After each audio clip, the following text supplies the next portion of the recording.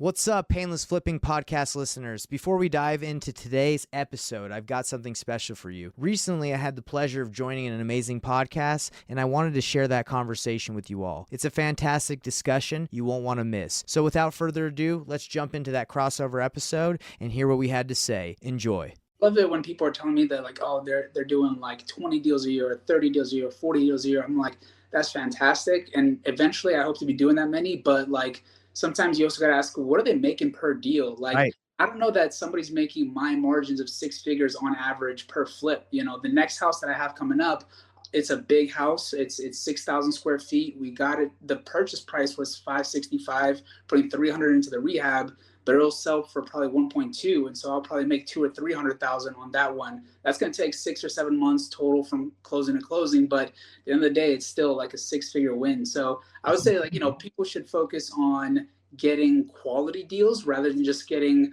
a large number of deals, because there's something to be said about, scaling and volume, but sometimes I'd rather do, one deal and make 100 grand than do 3 deals and make 30 grand. Go to investorthrive.com right now to check out some of our free training on how you can make money as a real estate investor, or schedule a time with me so we can chat about our mastermind mentorship and how we can help you learn how to wholesale nationwide and grow your business. What's going on, Daniel? Hey man, how's it going? Just another busy day, just living the dream. Well, I invited you on here. I'm glad you're able to make it. Investor Thrive Nation. This is a podcast from Daniel. He's flipping homes in East Cobb, and today we're just going to chat and find out, what got him into real estate, what's got him doing his thing, basically. Like, why have you decided to go? It's pretty much high-end flips, right? That's like what you're trying to do, right? Yeah, I would say it's high design, and then I've done a number of houses that are entry level, some are mid level, and some are seven-figure homes. So, just like to focus on doing good design with quality materials. I think that comes across as, high end, but really it's, I've had starter homes and I've had luxury homes. So high quality. I like that.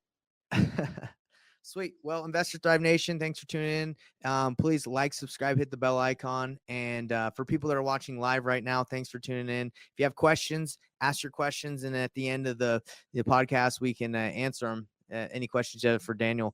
And then also, Daniel, if you would like, you can share your social media stuff so people can reach out to you if they have any questions for you on how you're doing what you're doing. Is that cool?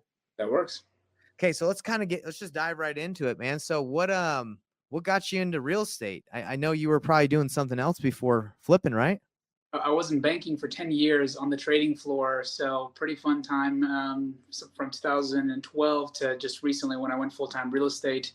But I got into real estate because, I had kids, and so my wife and I were looking for a house, and I had always bought, my primary residence as I was an analyst and, kind of got out of college. But at some point, we wanted a yard. We wanted a good school system. And so East Cobb in Marietta is kind of the place where people go. But even after working in banking for a few years, I really couldn't afford anything other than a fixer-upper in the neighborhood that I'm at right now. Mm-hmm. So, we found the worst house in a great neighborhood, and we totally gutted it. And that's kind of how it started. And then, I learned a lot, made a lot of mistakes along the way. But, I kept getting better with every house. And so we did our primary residence, this house I'm in right now. Then I bought my first actual flip investment property, had to go through evictions to get the tenants out. One guy I had to evict twice, and that's a different story for another time. But you got to tell us that story on here. You got to tell us that story sometime. I was a nice guy, and I was trying to let people, like, hey, you need to either pay rent or move out. And one guy was basically the worst tenant, so I had him evicted. Judge gave me the eviction order, but I was still trying to be nice. I was like, hey man, I could come with the sheriff. Like, apparently evictions expire, so the sheriff came and said that if you don't let him back in, which was the judge's orders, right? The eviction was expired, judge's orders, you have to let him back in, you're getting arrested. So I didn't want to go to jail, so I had to let him back in, and then had to go through the entire eviction process again. But anyways, that property, we got everybody out right in literally like February 28th of 2020. So like March 1st, we started the demo and the construction. That was the beginning of COVID, right? I mean, literally it just started to Were you scared, bro? Were you scared when COVID hit and you had this house? I was glad that people were out. So that was the main thing because it was a night. It took like 6, 7 months and thousands of dollars to get them all evicted. So I was like, finally, I got everybody out. I didn't know what the real estate market was going to do necessarily, but I figured, I'd do an okay flip, medium. I had no idea what I was doing in terms of flips. Mhm. And then once I was getting through construction, I had the drywall up. I was looking at comps and everything. The same person's name kept popping up as the agent for a lot of the best comps in the area. So I Yeah. looked call that agent. I said, "Hey, I see you doing a lot of business in this area, and the houses are beautiful. So would you come and give me advice on mine?" It turns out that he was the investor and the agent selling them. So No. he became like a mentor to me, and he said, "Hey, you need to make sure you put in at least these level of materials, these levels of finishes. Don't go cheap. Don't go laminate. Don't go 99 cents a square foot stuff. Go Mhm. quartz." And we ended up sending the highest comp for that property in the area. So people were using my house as a comp for other, wholesale deals, fix and flips. And so from there, I did a couple more deals. It was all during COVID, and obviously the market was appreciating, so we did really You well on all of it. crushed it. Uh, it again. The market was really good, but I've averaged 6 figures on all my flips in the last few years. So Feels um, good, doesn't it?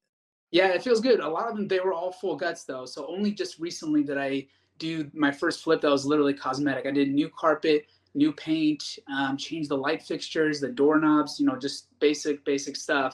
Light It's rehab. under contract. I think I bought it for 380 from a wholesaler.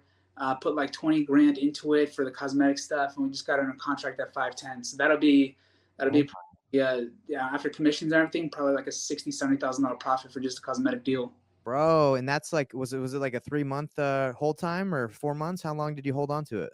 I mean, so the prior owner needed 30 days to move out of it, so we held it for a month. The actual construction of paint and carpets and whatever took about 30 days. And so we just went on a contract last weekend. And so 3 weeks from now. So it'll be less than 90 days from closing to closing. Dude, So that is amazing.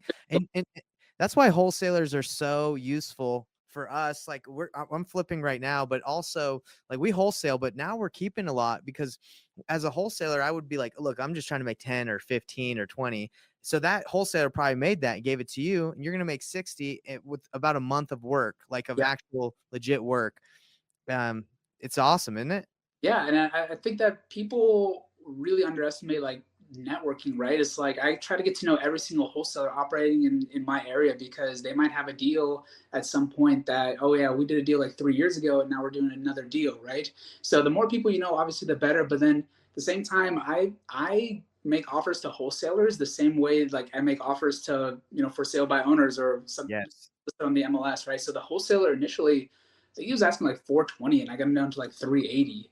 So he ended up scraping like 5 grand out of it, which is still great for him, for an assignment fee. Yeah, for sure. Yeah. But so And it's so great, especially if he couldn't sell it to anyone else. He it's better to make nothing and make some than nothing. oh no, I just think I was the first one and I was the most aggressive. Like I jumped on it.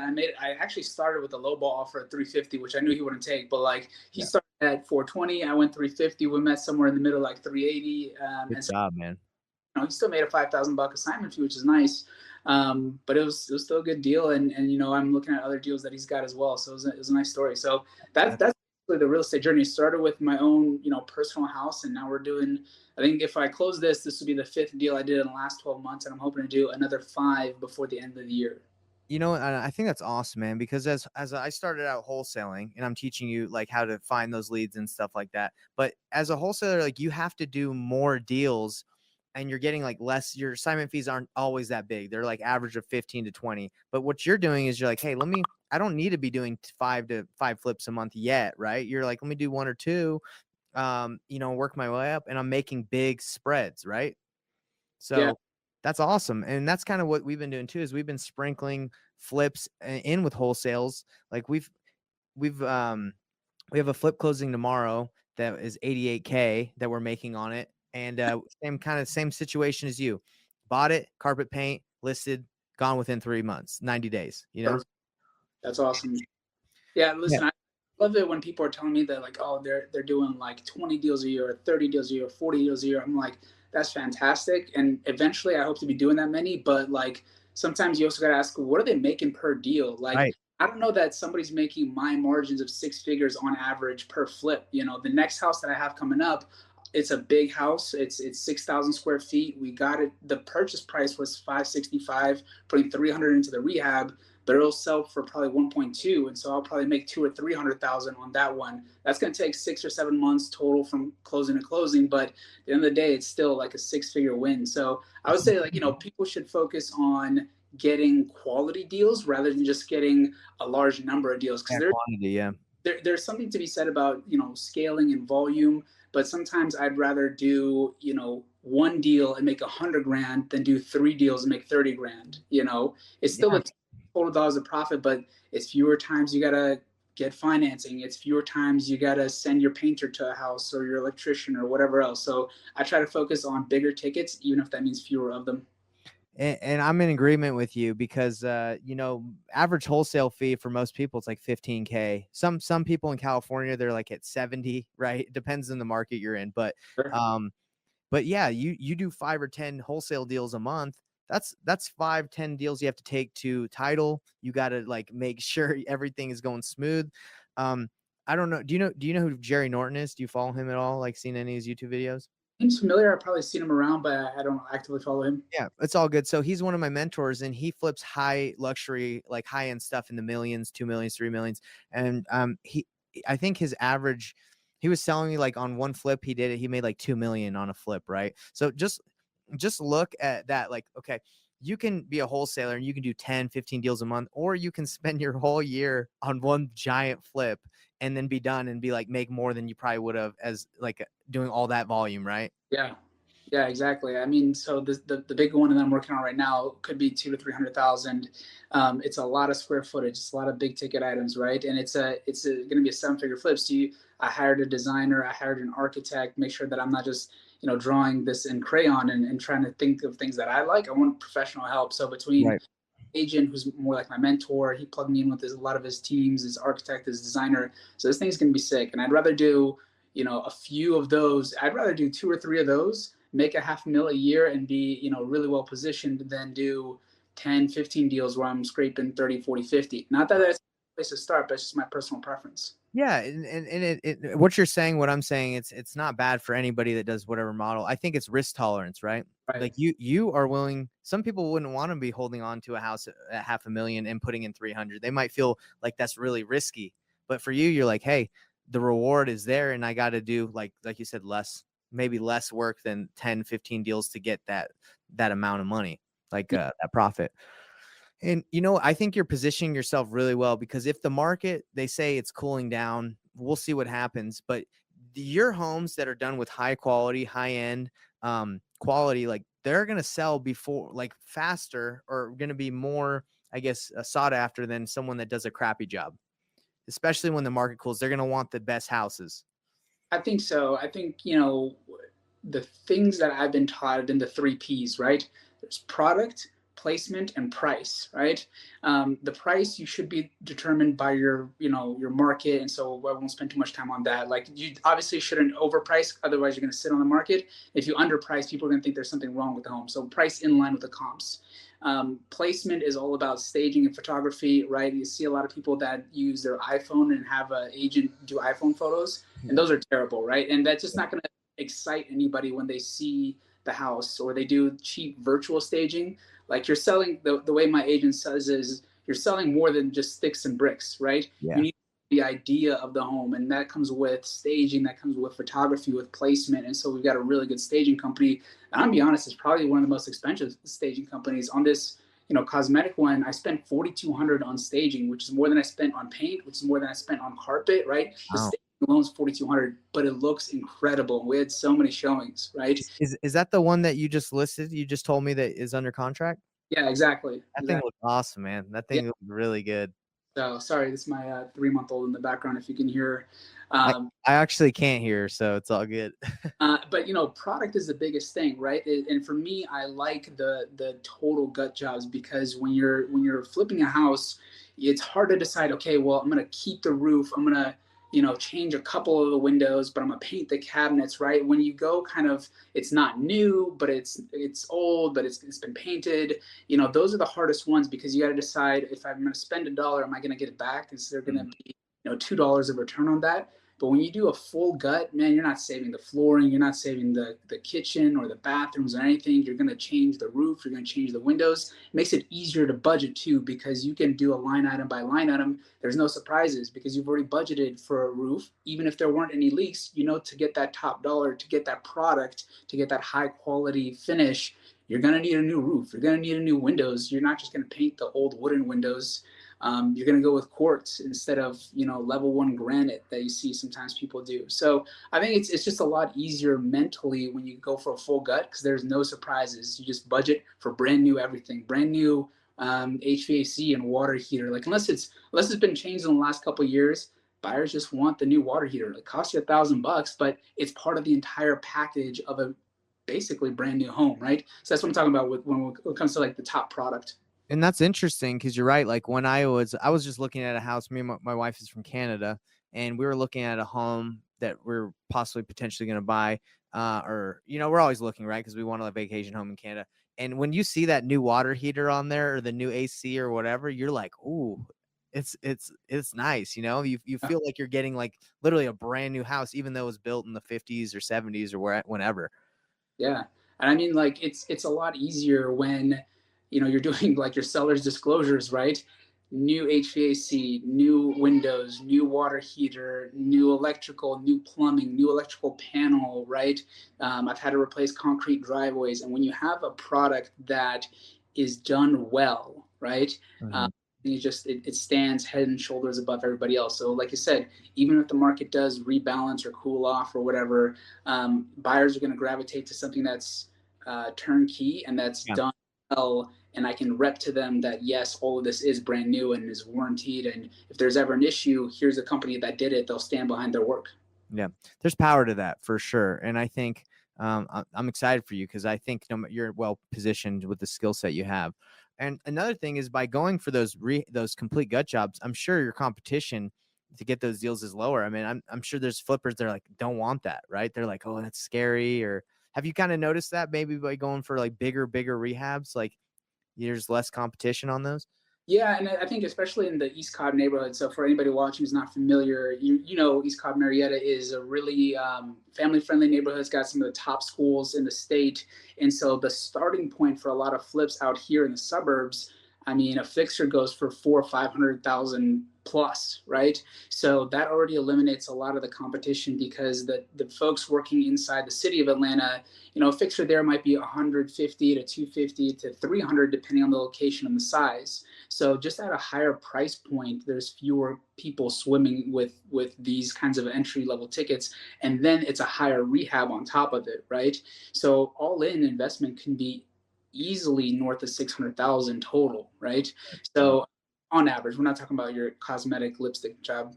So I think that by itself already eliminates a lot of the competition. And then there are fewer wholesalers operating up here. There are fewer flippers operating. There's people who will buy a house even as a fixer just to get into the school system, and they'll fix it up over time. So I think there's less competition for a number of reasons. But I think if you can find your niche in this area, I think I've done really well so far. That's awesome, man. And I grew up there. I grew up at Yeah. Pope. I went to Pope High School right off Shalford Road. Oh yeah, yeah. That's like 7 minutes north of me. Yeah. It's crazy, man. Small world, right? Yeah, I mean it's crazy because I think one of the best things investors can do for themselves is really understand their markets, right? And the reason I bring this up is because in this local market, the difference between a house that's in the Walton School District versus in the Wheeler School District. I mean, literally the next street over, the same floor plan, the same age, the same condition. That value can be anywhere between $50,000 and $100,000 difference because it's in a different school district. Now, Wheeler by itself is a great school, but there's so much more buyer demand for Walton. So just Yeah. knowing your pockets and knowing your niche and knowing what are the driving factors for that neighborhood is I think is what new buyers and new investors should be focusing on. Man, I love the data. That's data you're diving into, right? Like you're trying to find out understand your market. I was interesting. My buddy that I grew up with in Georgia, two of them came and visited me 2 weeks ago, like a couple weeks ago, and we were talking about the schools that we went to, right? Because we grew up and went to Pope. You got Lasser, got Walton, and we were like, I didn't really realize it, but going to those schools, those were really great schools in that area, right? So exactly what you're saying is like I took that for granted. I didn't know, but it's true. As an investor, you're like, hey, these areas are money because people love the schools. So if I can get something in this area, it's going to be able to sell quicker than in the Wheeler district. Just like what you said. I don't think a lot of investors think like that.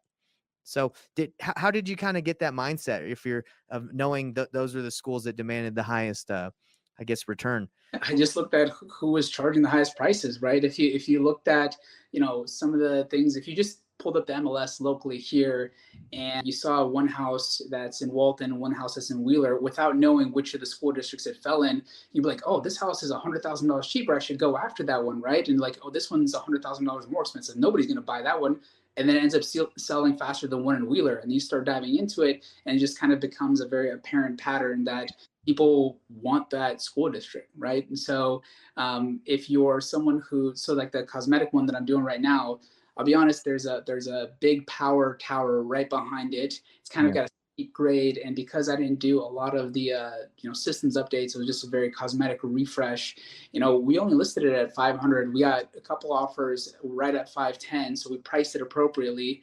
And even though we didn't do the full gut job, we knew that the buyer for that house was someone who wanted to be in the Walton School District but couldn't afford six, seven, $800,000 home, right? So by knowing your school districts, by knowing the driving factors of why people want to buy in that area, you can overcome things like power lines or a steep grade or very little yard, because that's not the most important thing, right? Yeah. If I sunk $100,000 into that rehab, I probably would have been about the same profit margins, right? I would have spent $100,000 more, but the house would have only sold for $100,000 more. And so that's what we decided, just to go with the cosmetic rehab, and then let an owner occupant who wants to be in that school district kind of take it wherever they want to go after the fact. That's so cool, man. And I remember you talking to me about this. That was like your direct thought process, and it came true, right? Yeah. It really happened. What you said happened. That's so cool. And I think it's really important. Most of the people that watch this are wholesalers, right? They want to find the deals for the flippers. And as you're kind of in the flipping process, you're already doing that. And I'm showing you how to find those deals so you can source them yourself, right? Because you definitely can use, wholesalers, networking, Sunday, different platforms. That's how we get a lot of our deals. But it's also you can get deals from, targeting those areas of marketing. But that's really cool that you figured this out. And I just want to say to the wholesalers or flippers, whoever's watching this, you need to know the data and the information in your market, just like Daniel's saying, because you could be talking to a seller who wants a certain amount, and you could pass and be like, oh, they want too much. But if you understand your market, maybe they're right in the money and you can make a deal, you can flip it or you can wholesale it. You really got to know your info. Yeah, exactly. And I think, it's so interesting because a lot of the deals that I picked up from wholesalers, I'm gonna be honest with you, are probably deals that were mispriced because the wholesaler didn't know that, like, for example, the house that is the cosmetic one, it's right on the border. I mean, like the last street of the Walton School District, right? The next street over is Wheeler. And Mhm. so maybe they knew or didn't know, which school district it fell into, and they underpriced the house, right? And so when they sent it out, I was like, holy guacamole, these are the stats, what they're asking, mine. Just I'll take it. Like I walked it 30 seconds, make sure the house wasn't falling over. I was like, yeah, this is mine. I'll figure out the financing later. And so I just whatever it is you're doing, if you're wholesaling and you're talking to a seller and they want too much, maybe there's a reason that they think that a house is worth that much. Look into it. Are they in the right school district? Are they on a golf course and you just don't know that you're in a golf community or whatever it is? Maybe they are asking too much for it, or maybe someone's asking for 400 when that house really should be 600, and suddenly you've got a windfall profit. But the more you know as a wholesaler going into it, I think the better prepared you'll be to either walk away from the deal or jump all over it. Dude, and you got a great competitive advantage because you're like zoned in, locked in on an area, and you know that, and you're getting to know it extremely well. A downfall of a lot of wholesalers, including like kind of what we do, is we do nationwide, right? So we target multiple areas, hoping we can get leads at cheaper costs, which is true. If you target another area, it gets a little bit more expensive. But with pay per click, we target the like different states. Yeah. So if we get something like, for example, in East Cobb, and if I didn't know the area like you do, and I know, we wouldn't know. Like we would think a seller, if you just look at Zillow, you'd be like, oh man, they're completely crazy, right? But yeah. So I think there's a lot to learn from your experience in this podcast. That being really niche, or knowing an area, specific area really well is powerful. It's super powerful. Yeah, I can't be all things to all people. And honestly, I've got friends that are in the real estate business and they send me deals, good deals, honestly, like in Northeast Atlanta or south of the airport or Southeast Atlanta and some of those pockets that are really like growing quickly. But that's like over an hour from me. I can't imagine like traveling to the job site to do that, to manage the projects and the labor. So try to focus on one niche and be really good at one thing. And then once I feel like I am, then I can kind of expand from there. And so, I don't know, maybe nationally would be great. If I could build the pipeline of national wholesale deals, I absolutely would. Yeah. Maybe that's the next step after I take over East Cobb. Dude, that's the goal. And by the way, you can leverage all like these friends and these people you're working with that are sending you those deals. If you can get someone in your company that might be like focused on trying to dispo those out, you might be able to make some wholesale deals and be like, yeah, I'll take this one on and just wholesale it, Oh, get it under contract. And that's what we do a lot. You know, people will JV with us, and we'll either JV the deal with them or we'll buy it. But there's power in having the relationship that you do, and taking those deals and connecting them and making making this assignment fee. yeah, yeah, I love it, man. I love actually. It was funny. One of the things I think is underutilized is networking with agents. Because people see as agents as like their competition, right? Yeah. Really, like they should be your partners because if an agent knows that somebody's thinking about listing or selling, they'll what's the word bird dog it for you, right? Pocket listings is what we say. They got pocket listings. They got pocket listings and you're like, hey, if I make an offer on this, before it hits the market, do you think your seller wants to accept? And the agent, their incentive is to get a deal done. So if their seller is happy and they can get it done quickly, hey, maybe they're underpricing it by 50 or 60 grand, you don't know, or maybe they'll take 50 or 60 grand less just to get the deal done. So I Yeah. would reach out with agents. Dude, I mean, exactly what you're saying is what we try to do. We try to connect with agents, network with as many people as possible because, we've done deals with agents where, with pocket listings, or they'll have a house listed and they've taken bad pictures, and we'll make an offer, and then we'll wholesale it, and knowing like, hey, they just didn't do the best job at, marketing this property. Right. Yeah. So, no, that's exactly true. I mean, that's so true. Like a lot of people go into this business and they're like, let me spend a ton of money like on marketing. It's like, hey, if you just network and you do a little here and there, and are, like you said, if you were to reach out to every agent in East Cobb and you were like the go-to guy, like, hey, I buy houses and I'll literally close on them within a week, like you're going to get deals. Oh yeah. Oh yeah. And again, networking with other wholesalers too, because I'm still new at the wholesaling part. So I feel like, for example, there was a house a couple streets over that I saw like I thought was maybe a moving vehicle or like they're just either buying furniture or selling furniture. I didn't know exactly what was happening, but I knew it was old folks that lived there. The house was older.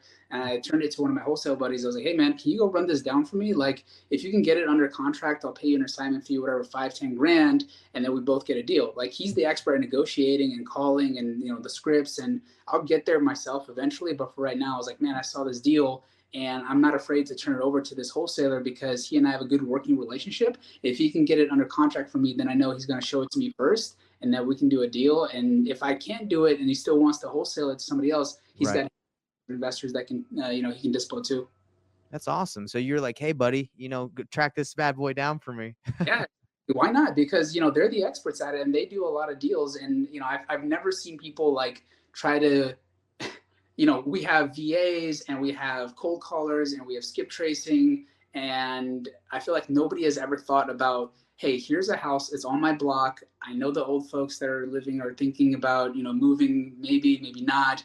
go track it down. Go bird dog it for me because I'll buy it. Here's the price that I'll buy it. Anything you get below this price, that's your spread. So if I'm willing to pay 400,000 for a property and you can get it for 200,000, great. I'll pay your 200,000 assignment fee, no problem, because I told you what I wanted to pay for it. That's So good.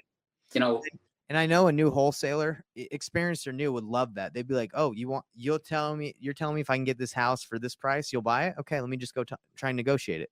Yeah, yeah. sounds like a good move. I'm And telling you the buy box or anything. I'm telling you this specific address. Here's a photo of it. Go and get it. yeah, that's awesome, man. That's really cool. Well, it sounds like you got a good strategy going, and you joined the Investor Thrive Mastermind, and I'm trying to give you as much I guess help or I don't even know the word. I'm gonna provide value. Value, yeah.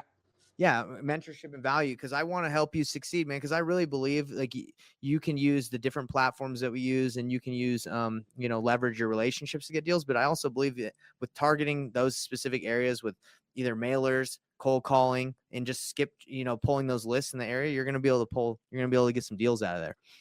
Yeah, absolutely. I literally the reason I haven't dug into it more is right now my hands are full with 3 flips. I got 3 kids, but also got 3 flips right now, and they all should be done within like 4, 5, 6 weeks. And then I am cracking that blueprint open, baby. I've got list Track pull, that thing. cold callers, everything. So it's gonna be a great summer because it's gonna be a ton of learning for me. I know I've got you guys as a resource and Sean, and so I'm looking forward to it. And I gotta put these projects to bed first, close them, make my cash, and then hit the ground running on the next set of deals. I love it. And you said Sean, have you talked to Sean Hayes? I haven't, but I've seen him active a lot. I saw on the deal analysis earlier today he was talking, so I've heard him, I've seen him work, but I haven't spoken to him directly. Dude, you should reach out to him when you get some time. He's a great resource, because we went to Pope, and we know a ton of, not only do we work in there, but we know a ton of agents in the area that we could connect you with that specifically do East Cobb, in those specific school districts. So, we can connect you to some people in there that you might already even know. But like one of our buddies is named Ross Hester. They got like a brokerage called the Hester Group or something like that. Have you heard of that? I know that group, yeah. Yeah. So his Ross went to high school with him, and I think his dad owns the brokerage or something. So Mm-hmm. we'll have to put you in, unless you're already in contact, but maybe I'm sure they come across some deals that they might be able to send your way. Yeah, well, one of the things I do is, like I said, I see, for example, a house I'm working on right now. It's in a really nice subdivision, and I see somebody else that just listed a flip there. They listed it at like 630, right in line with the comps. And I talked to the agent, and she's really cool. And she's like, "Oh yeah, we actually are under contract, not at 630, at 675, and we just appraised." So it's like, "Oh wow, well I got this other flip that I'm working on right now, and it's." If you guys appraise at 675, nothing personal, but my house is better than yours. I opened up. Yeah. I know the layout of all these houses; they're all the same, and so you guys kept these walls. I opened up these walls, so my flow is better. My floor plan. So if you guys close at 675, I'm listing at 699.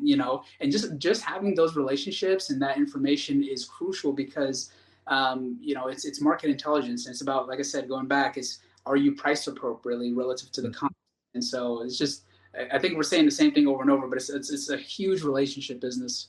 Well, I love it, man, because this whole podcast, we could sum it up. We've hit on some really great stuff, but if you don't understand your market, you need to understand it, because you could be leaving a lot of money on the table as a wholesaler or as a flipper if you don't understand like your market and how to price stuff.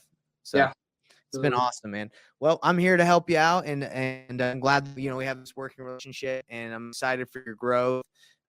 Let me ask you this before we end: do you have one nugget you could drop to Investor Thrive Nation for people to implement? Like, do you have one thing you'd like to tell the people out there? Yeah, I would say if you're out there and you're thinking about, how do I do this or how do I do that, you got to learn by doing. I can tell you about swimming. You can listen to podcasts about swimming. You can go and network with the best swimmers in the world. But until you get your butt in the water and start, even if it's a doggy paddle or just floating in place, you will not learn how to swim. So go out, learn by doing. You'll make mistakes. You'll learn along the way and find mentors. But you gotta learn by doing. That's the only way that you're really gonna grow in this business. Bro, I love that so much. I was listening to a podcast earlier today about this girl who just said, she would prefer boldness being bold over intelligence. She says it's both important, but bold people, they just go for it. They take action, right? Just like you're saying. And intelligent, not saying that you can't be both, but intelligent people like to think about it, analyze. But the people who are bold that just go out and do it, they sometimes accomplish more because they're like, I got to go learn. And having a mentor, I've taken a lot of coaching. What they don't really make you do the actions. They kind of guide you and kind of coach you along the way. But you got to go do it. You got to go swim. For some people, a little higher level if they're just wholesaling. But this is what this is what happens. You get into deals, then you start flipping, then you start keeping, then like you start lending your own money. There's levels of this, and it's exciting. Love it. All right, brother. Well, it's been a pleasure, and we're going to keep working together. And anyone that needs my man in East Cobb, you know where to go. Daniel, right there. Thanks, Nate. Good to see you, man. Later, brother.